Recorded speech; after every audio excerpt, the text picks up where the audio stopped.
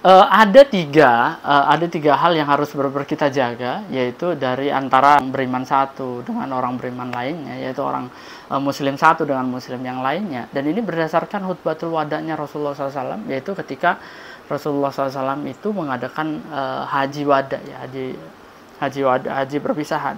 Ini diriwayatkan dari Ibnu Abbas radhiyallahu anhu dalam kitab Al-Bukhari yang mengatakan bahwa di suatu momen begitu Rasulullah itu berpesan ini menjelang akhir sebelum Rasulullah itu ila rafiqil a'la, yaitu sebelum beliau itu wafat begitu, yaitu beliau berpesan tiga hal sih. Yaitu yang pertama adalah haramnya menumpahkan darah sesama muslim. Kemudian yang kedua adalah tentang haramnya mengambil harta muslim yang lain dengan cara yang tidak benar.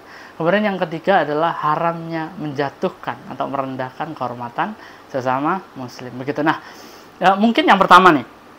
Yang pertama adalah haramnya menumpahkan darah. Nah, ini mungkin bisa kita hindari ya, karena tidak dalam kondisi perang, sesama muslim perang gitu, nggak gitu, dan ini bisa kita hindari. Kemudian yang kedua adalah haramnya mengambil harta sesama muslim dengan cara yang tidak hak begitu. Nah, kalau bekerja itu tentu hal yang lain, yaitu mengambil upah ya, mengambil gaji atau mengambil yang lainnya, tentu itu jalan yang hak gitu. Konteksnya adalah mengambil dengan cara yang tidak hak, misalnya mencuri, merampok dan lain-lain. Kemudian yang ketiga ini yang di zaman digital ini sangat mengerikan. Artinya ini sebenarnya tepi jurang sih.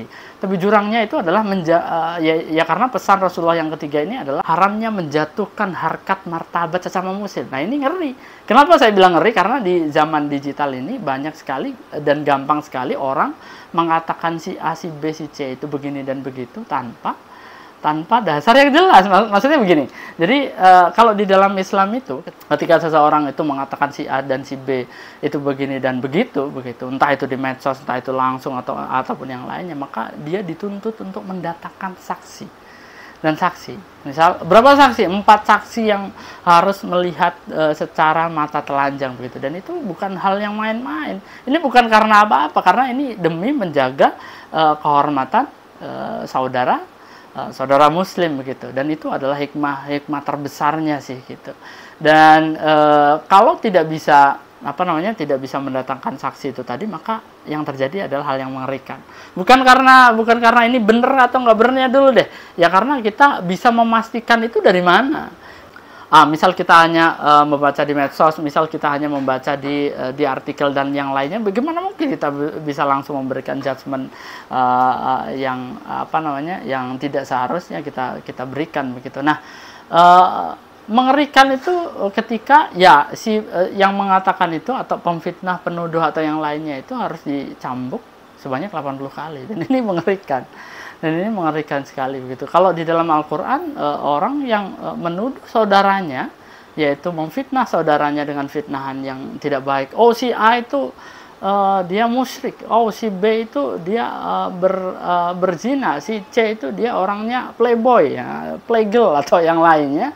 Maka kalau hukuman di dalam Al-Quran adalah pasti dia akan dijatuhkan ke dalam jurang api neraka begitu. Kemudian itu untuk di akhirat. Kemudian di dunianya jika tidak bisa mendatangkan saksi, maka dia akan dicambuk sebanyak 80 kali. Dan ini cukup mengerikan begitu. Dimana hari ini itu tersebar isu-isu, kemudian asumsi-asumsi yang kita sendiri bahkan kita tidak tahu, maka sebaiknya harus berhati-hati dengan hal ini.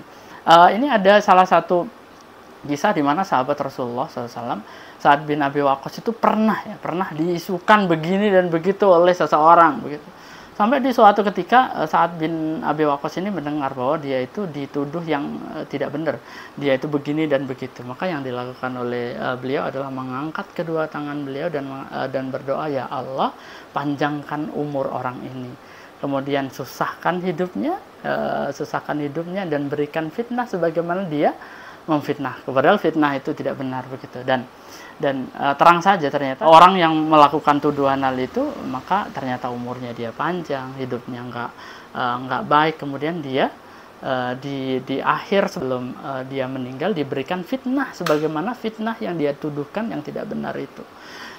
Dan ini senada juga dengan beberapa ulama yang mengatakan bahwa orang yang menuduh saudara muslim melakukan hal keburukan, kemudian kemudian itu ternyata tidak terjadi, maka sebelum dia meninggal pasti dia atau keluarganya akan diberikan dengan ujian yang serupa, yaitu ujian yang dia fitnahkan. Misal dia menuduh seseorang itu melakukan pencurian, perzinahan atau kezoliman gitu, maka dia akan diuji dengan hal-hal yang dia tuduhkan tadi. Dan ini cukup mengerikan dan harus kita hati-hati sekali nih dalam menjaga kehormatan seorang muslim.